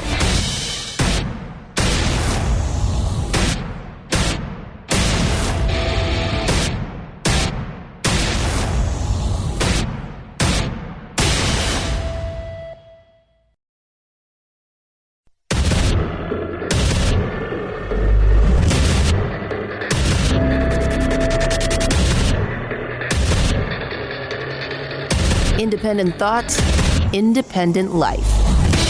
This is Chad Benson. We also have this issue with the schools going on right now. Parents, understandably, are having a hard time dealing with remote learning. So many parents have to work. Teachers and others who work at schools are saying, but wait a second, we're just not sure that it's safe, and we don't have the staffing right now because Omicron is spreading so widely. How do we handle that? How do we balance that out? Yeah. So first of all, remote learning has been a disaster for America's kids, and I think we have to acknowledge that, and we have to do everything we can to minimize any further remote learning. Whoa. Sorry. Chad Benson Show. Craig Collins filling in. Dr. Ashish Jha, the dean of the Brown University School of Public Health, crushing the idea that remote learning has any value whatsoever. Let's let him continue. Look, I understand teachers' frustrations. A lot of school districts did not use the billions of dollars that they had gotten to put in improvements in ventilation and other upgrades. No. So the question is, can you still have school in the middle of a surge? And the answer is you can. Because if people are vaccinated, teachers should be all vaccinated and boosted. If people wear high-quality masks, even without those other upgrades, which I would like to see, it still is safe for kids and teachers to be back in school. So, look, and I've been reacting to this a lot because there's a few high-profile conversations like the one out of Chicago where teachers have no interest in anything other than remote learning. And I'm not necessarily blaming teachers either. I certainly understand, as does Dr. Ashish Jha, that it is a difficult time for so many industries. Look at the healthcare industry, too, to be honest, and what we're asking of the medical professionals that treat people for all kinds of illnesses right now, and certainly for COVID-related illnesses. It's a lot to be asked, and there's no way around that conversation. It's a lot to be asked of teachers in one capacity or another, but it's got to get done. I mean, no matter how afraid you are, or maybe you shouldn't be all that afraid of the latest variant of COVID, I'm trying to be very respectful, and maybe I should be a little less so because of the amount of serious illness and the changes, yada, yada, yada. I can keep going down that road. But even if you are, like, this education, this at-home learning version of life is terrible. Terrible. It's an utter failure, according to the good doctor just at the start of the conversation. So, why can we continue to pretend as though it is a solution when it's certainly not in the world of education, and actually have a conversation excluding it as a potential option? Balance that out. Yeah. So first of all, remote learning has been a disaster for America's kids. And I think we have to acknowledge that. And we have to do everything we can to minimize any further remote learning. Yeah, that's not something we're all doing. That's just not a thing happening. All right, let's shift gears to happier news. And then we'll get back to some of the tragic things, all the things going on in the world. But I like this. Savannah Guthrie started out the conversation on Today with this story and a little bit of the audio of this. It's a guy who was flying a plane, had to down his plane, crash it, and he crashed it onto a train track. Then he realizes there's a train coming, and police rush to save this man's life. They do so successfully, get him out within seconds before the plane is just destroyed by a train. That is a life. That's like a day in the life of this guy. He's like, what'd you do today? Well, I went up to fly my single-engine plane. I had to crash it, and then I almost got hit by a train, but the cops saved my life. It's incredible. And also, it deserves to be mentioned a lot because this is just cops rushing at danger to save somebody. This is the kind of stuff we ask people in that profession to do every single day, all the time. And I know this is a high-profile example because of the ridiculousness of the situation more than anything else. But the reality is that I'm sure it's not always a plane and a train, but cops are doing this every day in every community throughout our country. And deserve that moment of spotlight. We're going to begin with some dramatic video out of Los Angeles. It all started yesterday when a small plane crashed onto some railroad tracks. Body cam video shows LA police officers pulling the pilot from that downed plane and dragging him away from the tracks just seconds before a speeding train crashes through that wreckage. The pilot was taken to the hospital where he was treated for cuts and bruises, but he's expected to be okay. I mean, I don't even know how you live that life from that point on, too, by the way. Like, you've got to brag about that constantly, that all you got was cuts and bruises from a plane crash into a train crash, and you just walk away. You're like, I'm fine. Everything's great. It actually reminds me of this is a very weird jump, but I'm going to make it. Just give me a second. Reminds me of when I crashed my motorcycle. And the only reason I'm going to tell this to everybody listening here is it was not my fault at all. And the missus has been told that multiple times. And luckily, she wasn't on it. I had invited her to take a ride with me. She said no, so I was alone. But I pushed off my pegs on my bike, my motorcycle, as I saw a car coming too fast behind me while I was stopped at an intersection. And when the car hit my bike, I had pushed in just a way that I went up in the air like a superhero and landed on my feet. This is a true story. The motorcycle got shot out from under me, flipped a bunch of times, and got totally wrecked. The car slammed on its brakes just in front of me. So I got to turn around to these two young women in a car that had just destroyed my motorcycle like an absolute, super. I wanted to say a different word. I think that's a bad word, but I just looked amazing. And I remember in the moment being like, I'm invincible. And I imagine this guy feels probably similar now that whole experience is over. And I can't believe my wife didn't let me get another motorcycle after that. She begged me not to, but I am uniquely invincible, I think. I jumped from a motorcycle as it was getting hit by a car and survived without nothing. There was nothing wrong with me whatsoever, and I'll be proud of that for a long time. Like I said, much like this guy, I imagine if he ever gets to fill in on a nationally syndicated radio show, that he'll talk about that time cops saved him after he crashed a plane and almost got hit by a train. Anyway, let's move on. Other stuff, other things in the world. More than 600,000 people are leaving New York and California for Republican states. This is something that's not necessarily shocking by any stretch of the imagination. New census information shows it. We have some audio for that. Well, we've heard the anecdotes. Now we have the actual numbers. More than 600,000 people leaving New York and California for lower tax states during the pandemic. That's according to census data. California lost 300,000 residents between April of 2020 and July of 2021. New York lost a net 365,000 people, about 2% of its total population. Now, the biggest winners, not surprisingly, were Texas and Florida, which have, of course... Oh, hold on now. Wait a minute. I just want to stop it for a second. If I watch certain news channels, I hear about how terrible Ron DeSantis in Florida is all the time. Absolutely all the time. And yet you're telling me that people are flooding out of these Democratic high-tax states for much better, locations like Texas, Florida, and Arizona. That is shocking. That can't be right. No way. I thought everybody was afraid of the crazy lawlessness that is Florida. And I can't believe I just kind of defended Florida because outside of the decision-making of their politicians, there's a lot of interesting things that go on there. But this is obviously not shocking to anybody, probably, and just an increasing trend that's existed for a long time. But it should be a wake-up call in a weird way. This is like a buried in the data way for a lot of Democrats. Maybe a lot of the talking points are just poor, and maybe, over time, if former President Trump runs and gets elected again, eventually you won't be able to turn him into the villain. Eventually, at some point down the future, it is not a valuable long-term plan politically to just obsess over one man as much as Democrats do. There's also this story. This is Nancy Pelosi popping up. I think this is Face the Nation, talking about needing to borrow more money. So, yeah, the American people are running from states where taxes are high to states where taxes are low. The American taxpayer might be worried about the amount of borrowing and things that are happening at a federal scale. Nancy Pelosi, $6 trillion is not enough. Let's dig deeper, and we promise you guys will never pay this bill. We'll get all this money back from the rich people with the fancy, team of accountants. And when they beat us with loopholes that'll still exist, then we'll just give up. We won't take the money from you at any point. We promise. We swear. The $6 trillion has already been spent over the course of this, been allocated over the course of this pandemic. Are you saying that you need more coronavirus relief, and will that go in the spending bill when government funding runs out next month? Well, again, we have to protect the investment. It's there. Most importantly, we have to protect the health of the American people. Now, the administration has not made a formal request for more funding, but it is clear from the opportunity that is there and the challenge that is there from the... It is clear from the opportunity that we have to put more money in our pockets one way or another by spending, passing more spending bills.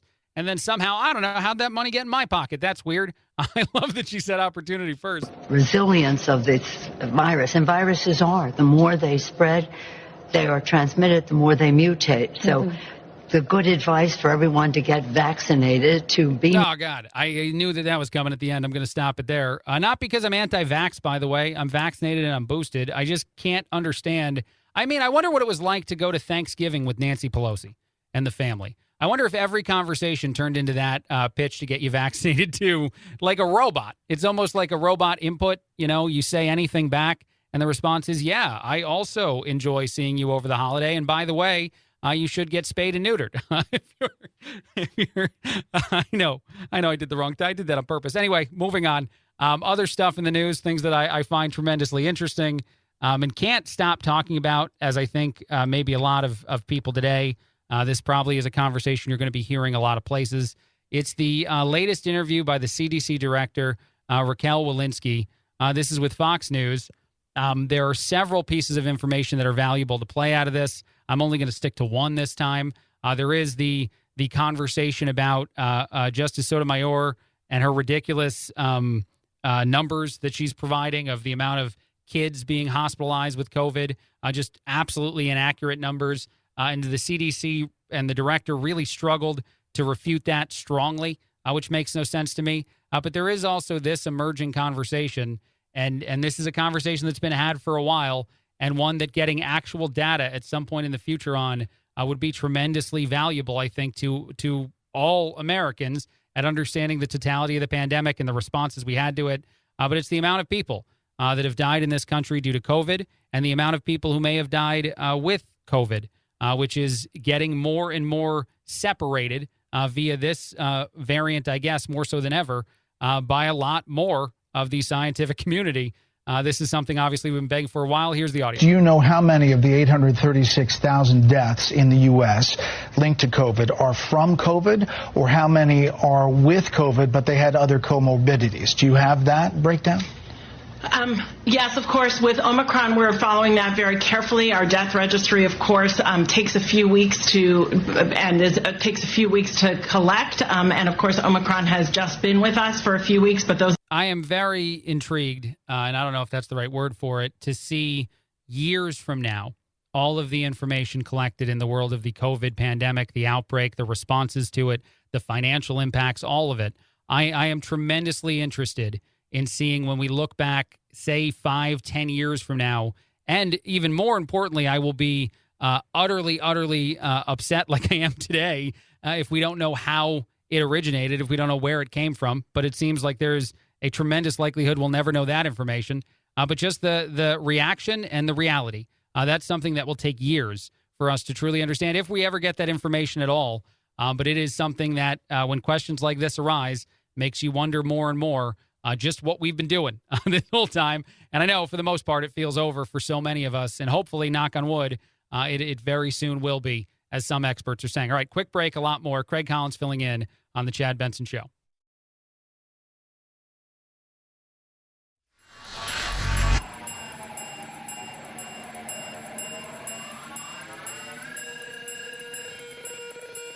Set Chad straight.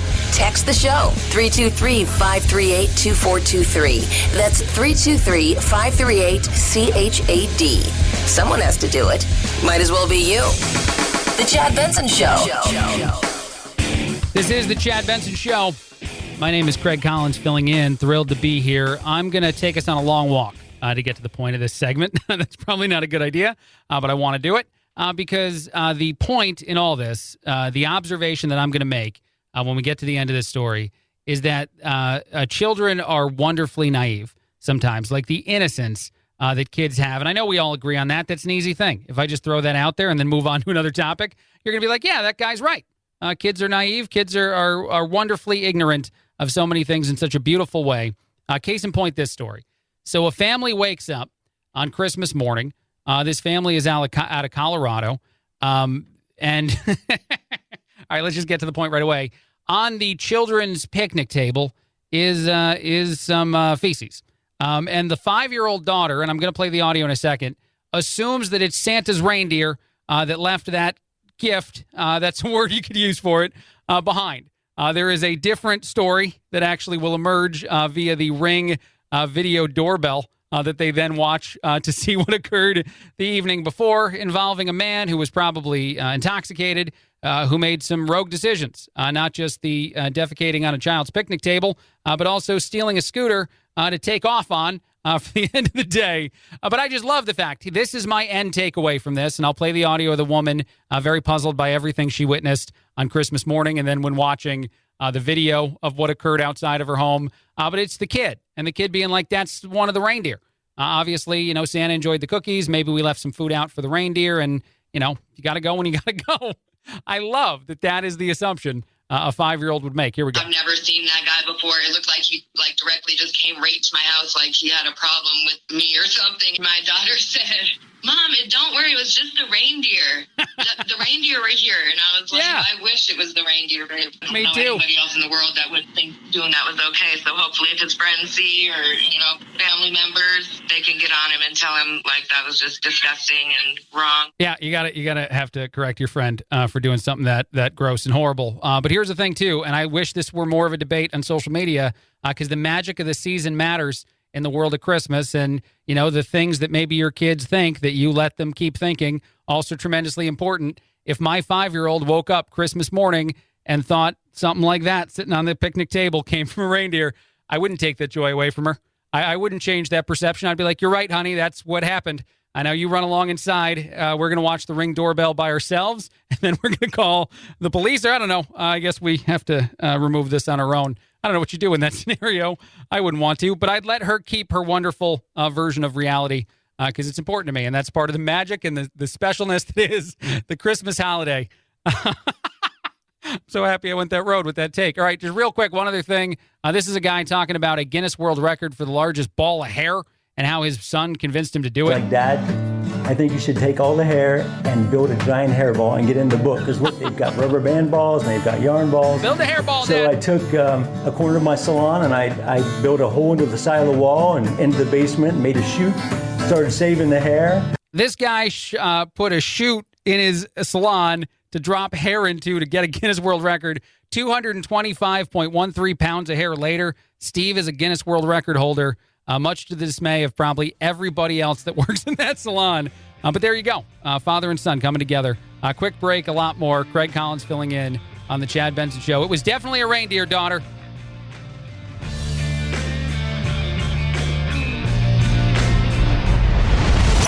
The Chad Benson Show.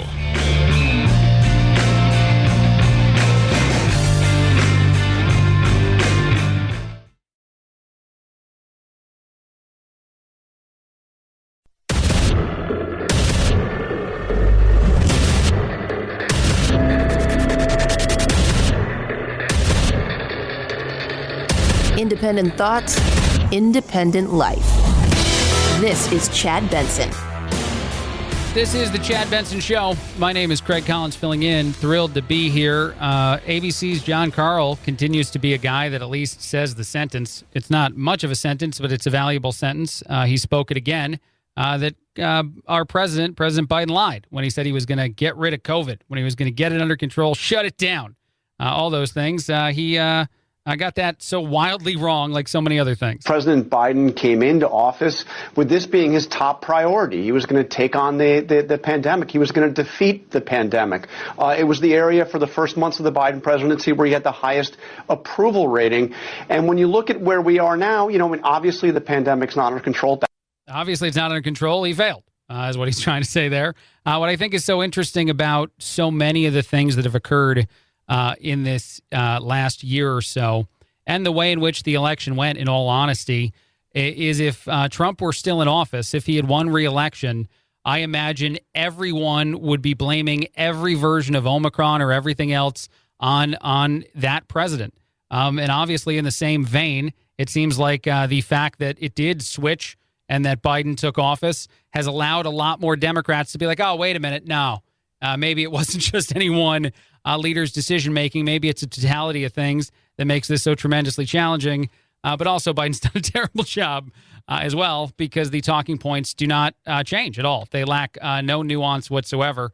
And I wonder actually if we were at this same point in the pandemic, but Trump were in office, if more Americans would be vaccinated. That sounds crazy to say, but I do wonder if there is a possibility that is true and that Democrats' forceful messaging has actually failed there. Not that it even really matters in the world of the Omicron variant, as I talk about all the time. But anyway, I digress. What I think is also interesting, bringing up our former president for just a bit, there is this Wall Street Journal article that talks about how the social media ban of the former president has actually been tremendously valuable for him in several ways. He is no longer on Facebook, Instagram, Twitter, YouTube. At least personally. Certainly, the existence of this person didn't go away when social media decided to ban him. But the amount of campaign and just donations flooding in to the Trump campaign appear to all be focused on launching a social media platform of his own. One, and of course, that's been talked about a lot. And that is the thing in the world of these internet companies and their just belief that they are impenetrable, I guess, to a certain degree, because something will eventually come along and upend all of these that also won't allow themselves to be forced taken over or bought by one of these large organizations, because Facebook is not special in the world anymore. The technology of it, the aspects of it that you most like, that is something a lot of people can create, like the former president, with not even as many donations as you're getting in. So eventually, I do see a lot of the reality in this Wall Street Journal article talking about the ways that it's probably benefited. And I do also think losing an election may have benefited the president as well, the former president, in still being a political figure for 4 years while not in office, and just the gift that's been the Biden administration and the things they're getting wrong that are absolute talking points of the former president. But what I think is interesting is, as I'm talking about all this and projecting into the future after just 1 year of Biden, which says a lot, I've now heard a couple, I would consider at least one, high-profile speakers in the world of politics, in the world of conservative politics, Brian Kilmeade, and actually a senator, start to push back on the Trump fraud claims of the past election. And Brian Kilmeade does the best of the jobs in also mentioning that this is not uniquely a Republican thing. But I think it's interesting if this is going to become another talking point, much like some changes have happened in the way in which the vaccine is talked about by the former president. Not that I think he was ever truly anti-vaccine, like some seem to claim. But it's interesting, the evolution here, which I think is very forward-minded. First, Kilmeade. Donald Trump's insistence, I sometimes get several statements a day from him, that he did not lose the election. Now, you have some thoughts about that. Yeah, I do. I think that in life, you have to learn to lose. Hillary Clinton has to learn that. You know, Al Gore pretty much did learn that. Stacey Abrams didn't learn that. And if you did, in fact, get screwed out of this election, put together an A-team list of lawyers, not the ones we witnessed, and show us the districts and show us how. I have not seen any of that. And people were very receptive. You would have been very receptive if they showed proof of this. Now, it defies logic to think the president could win by 7 million votes, who never left his basement, who couldn't put together a clear speech. I agree with everything you said there as well. It does defy logic. And I think what actually happened, as many of us know, is that people didn't vote for one candidate. They voted against another. I hear Senator Mike Rounds also making a valuable point as to how doubting the accuracy of an election, doubting our ability to have integrity in a process like that, even though I guess there are some valuable questions to be asked, may actually hurt as far as voter turnout is concerned, which would be a absolute loss in the world of Republican voters at a time where, if there was, let's just say it this way, if there ever was cheating in an election, and because of said cheating, you choose to stop voting, you now enable someone to win without cheating, which is bad. You want them to keep cheating, so eventually you catch them. But here's the senator. What do you say to all those Republicans, all those veterans who believe the election was stolen, who've bought the falsehoods coming from former President Trump? We looked, as a part of our due diligence, we looked at over 60 different accusations made in multiple states. While there were some irregularities, there were none of the irregularities which would have risen to the point where they would have changed the vote outcome in a single state. The election was fair as we've seen. We simply did not win the election as Republicans for the presidency. Yeah. That is an interesting point to be made, and to talk about the doubt of voters, turning out for upcoming elections, tremendously important. And moving forward, and that's the way we want to look at this, moving forward, we have to refocus once again on what it's going to take to win the presidency. And if we simply look back and tell our people don't vote because, there's cheating going on, then we're going to put ourselves in a huge disadvantage. Yeah, that would be a disadvantage, to say the least. All right, a couple other things to quickly move on to. Nearly a quarter of workers plan to quit their job in 2022. The Great Resignation will likely continue into the new year. A quarter of all employees, roughly 23%, I guess, by actual specific numbers. Actually, 23% of those surveyed last month said that they intend to quit their job at some point. Another 9% have already found a new job, and an additional 9% said they're just going to retire. And there are a lot of people in some of the most important, industries, careers that we have in our society who are also retiring. You see it with a lot of police officers. You see it with a lot of teachers.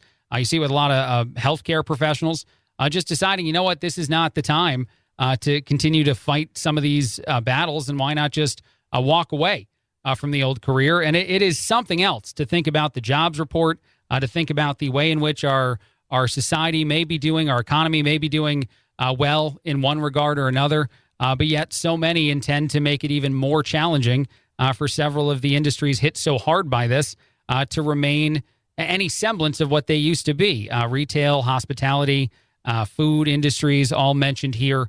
Several other industries, of course, significantly impacted, as I said. The biggest reason people want to leave, better pay and benefits, finding more remote work and landing a job with people who are passionate about the same things that you're passionate about. I imagine this is mostly young people, is my assumption. And actually, and I think I've mentioned this before, whenever I talk about this topic, there's a young guy that I work with who's told me a few different times when I chat with him, he's, a Gen Z, a 20-something, that if enough people quit all their jobs, everything changes and gets better for all of us. That's the assumption that generation, I think, is making more than any other one, is that, they'll give up first, them being the business world and not, people who don't have jobs. And I can't follow any version of that logic because, one, if it actually were ever successful and everybody just quit their job at the same time and demanded more, then our economy would obviously fall apart. But then, two, I feel like if you're a person that needs a job to put food on the table, you don't have that long to wait. And the government isn't going to be passing out checks forever to make that make sense. But I do wonder how many of the people in the great resignation of 2022 are younger people looking for that true first career, as opposed to people that have been in the thick of it for a while. And then I saw this story. I wanted to touch on this before we take a break. Actually, with news that there is a Deltacron variant of COVID out there that's a mixture of Delta and Omicron. I wanted to instead talk about a study out of Florida, a study that probably will be disproven tremendously soon. But apparently meditating every single day, according to the researchers from the University of Florida, has demonstrated that an activation of genes occurs that fights off a lot of things. These are things like cancer and the virus COVID-19. Exactly how significant it is and how much meditation it takes, still debatable. But apparently, if you take some time for yourself, say, 10 to 20 minutes a day to just get, I don't know, I imagine it's just the reduction of stress, in all honesty, because it's not like I'm a guy who meditates a lot. I have another coworker I talk to sometimes who's into it, and I've tried it, and you feel very bored at times during it. But whether it's a yoga program or something to just slow down for a few minutes, and maybe because of how our society has gotten more and more connected over the years, that doing this does actually create an opportunity for your body on a biological level to do some good for itself. But that is what they found in the University of Florida. As I said, I'm sure it's probably going to be disproven sometime in the future. Another study from the University of Tennessee, an institute in Tennessee from a few years ago, seemed to hint towards similar things. And once this catches fire in political circles, you're going to see maybe some Democratic politicians being like, we just have to mandate meditation and we'll all get through this. Just everybody stop for 20 minutes and listen to this song, this CD provided. I don't know what politician would actually provide it. Nancy Pelosi's meditation mix sounds wrong to me. A quick break, a lot more. Craig Collins filling in on the Chad Benson Show.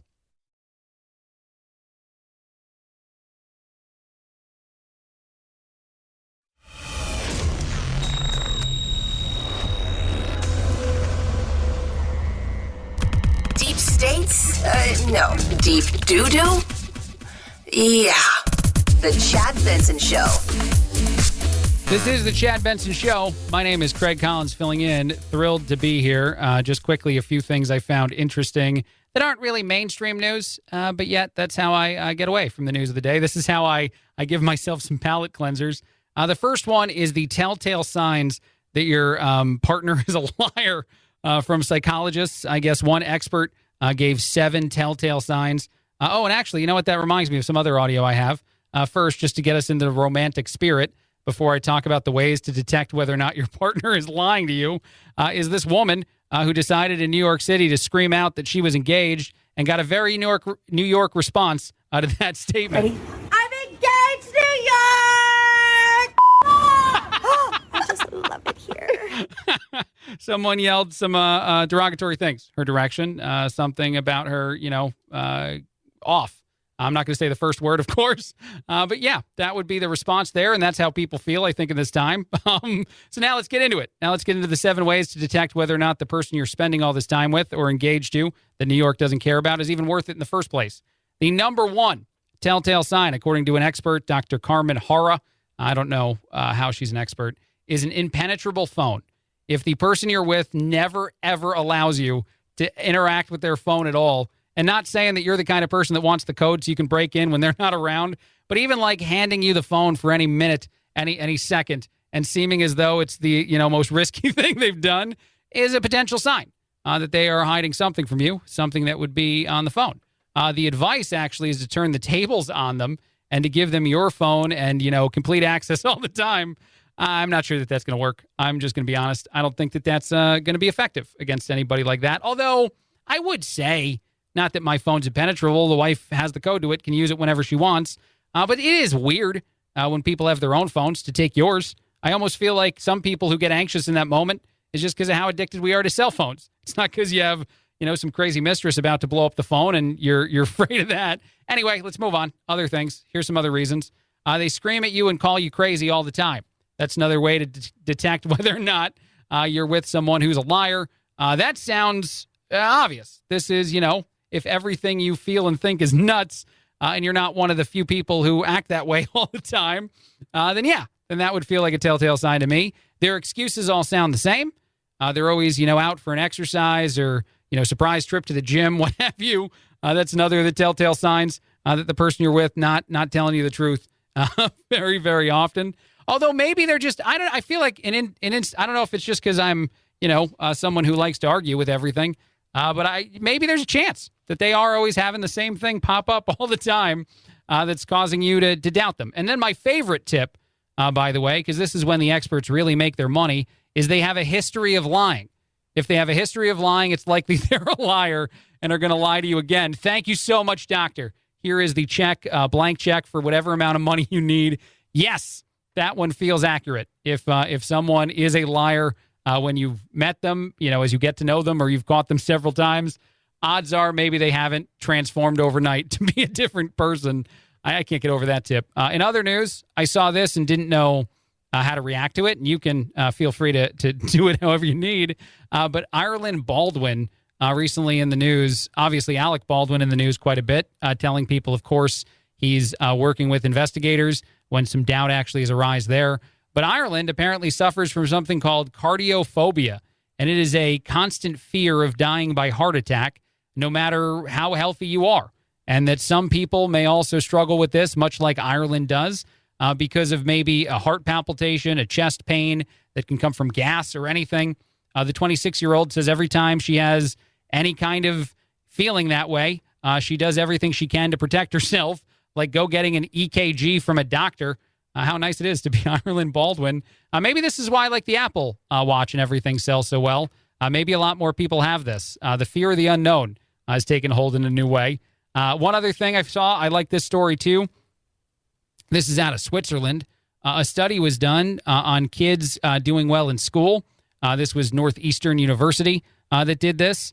They discovered actually the University of Geneva and their psychology department as well. They discovered that if you're a kid that exercises regularly, you're also likely to have good grades in school. And if you're a kid that doesn't exercise regularly, you're not quite as likely. That feels like a mean burn at a time in our society where, all those things still feel like maybe some people are shying away from them more than, at times that feel utterly different than the world we're still living in. But 193 students were studied from the ages of 8 to 12, and they found that this was a pretty good indicator. I wonder if it's just, a kid who's active or social or doing a bunch of things, quote unquote, exercises, and that helps in school. I don't know if it's just, specifically any one thing. And I don't want to see a lot of parents now forcing their 8-year-old to exercise so their grades go up. But that is a study out there if you want a life hack from a university in Switzerland. All right, one more, just a quick thing, another set of tips, because you can never have too many internet tips thrown at you by a radio host. How to prevent mindless stacking if you're back working from home. Mindless snacking is to stop and think before you eat. I love that. Before grabbing a cookie or a bag of chips, which I do quite often, you just got to stop and tell yourself, is this the right thing? And then some of us, me, barrel through and have Oreos for breakfast and don't look back because the world needs to be lived in all kinds of ways. Also, fill your kitchen with foods that are healthy and don't bring anything home that you don't want to be eating as a snack later on that day. Great tips. Thanks so much, people. This is Craig Collins filling in on The Chad Benson Show.